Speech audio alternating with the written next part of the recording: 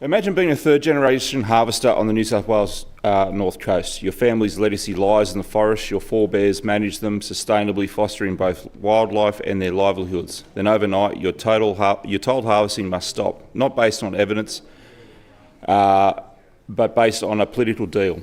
A deal struck with 3 city independents. What did those independents sacrifice for the Great Koala National Park? It was injured workers with the workers' compensation legislation. Dirty deals done dirt cheap indeed.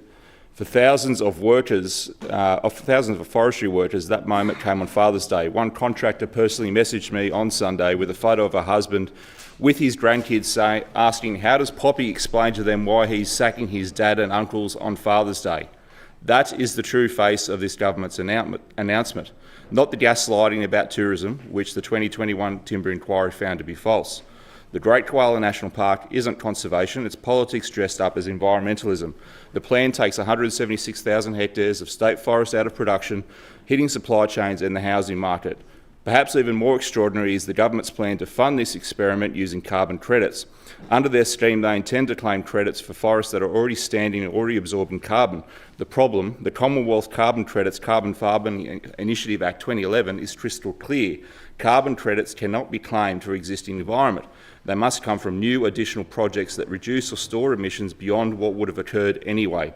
This proposal has not received federal approval, and it shouldn't. It's a blatant misinterpretation of the law, an accounting trick dressed up as so-called climate policy, and it risks undermining the entire integrity of Australia's carbon market. If New South Wales were allowed to claim credits for simply leaving forests as they already are, every state could do the same, flooding the system with bogus credits and destroying market credibility. There isn't actually even an accredited accounting standards established for the carbon credits in Australia yet anyway. So not only is the government spending billions to shut down a sustainable timber industry, they're relying on a funding mechanism that is legally dubious and environmentally meaningless. For local communities, this policy isn't about abstract numbers, it's about people's lives. Independent assessments show this decision could destroy up to 9,000 jobs across the timber supply chain. Families like the Parkers were hit hardest. Matt Parker, his sons and his son-in-law rely solely on harvesting and found themselves without a contract just as Father's Day rolled in. These are contractors, truck drivers, mill workers, small businesses, all bound together by an industry that has been the backbone of regional New South Wales for generations.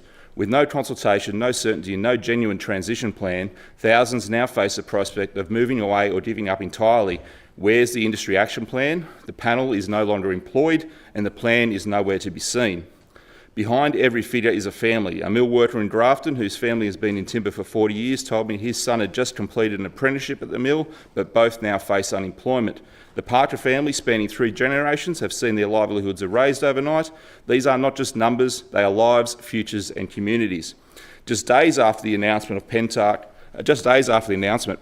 who has preferential clauses in the wood supply agreement, are refusing forestry logs at their Heron Creek mill, and people are being told to slow production.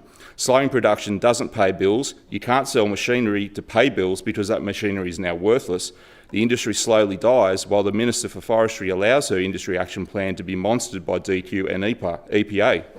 The Minns government promised balance. They promised to deliver both a national park and a viable timber industry. Instead, they've chosen to devastate regional towns and rely on a legally questionable carbon credit scheme to pay for a park that will be under-resourced and poorly managed like the rest. Conservation matters, but so does honesty. Using carbon accounting tricks and political deals to buy off activists is not conservation, it's betrayal. Science matters. Why did the National Parks and Wildlife Service hide the drone survey results? Why did they only fly the drones over state forests and not national parks? Because it didn't fit the alarmist rhetoric that was born from a green-stacked parliamentary committee. The hard-working families of regional New South Wales matter to me. I know they don't matter to the Greens, and now it seems they are just a throwaway line to the government. The total lack of understanding demonstrated by the Forestry Minister today in question time highlights that, because those that care like me know that details matter. Regional New South Wales deserves better. We deserve policies built on evidence, not slogans, built on fairness, not expediency.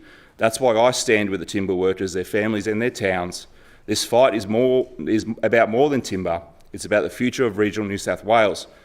And for as long as I draw breath in this place, I will fight for them.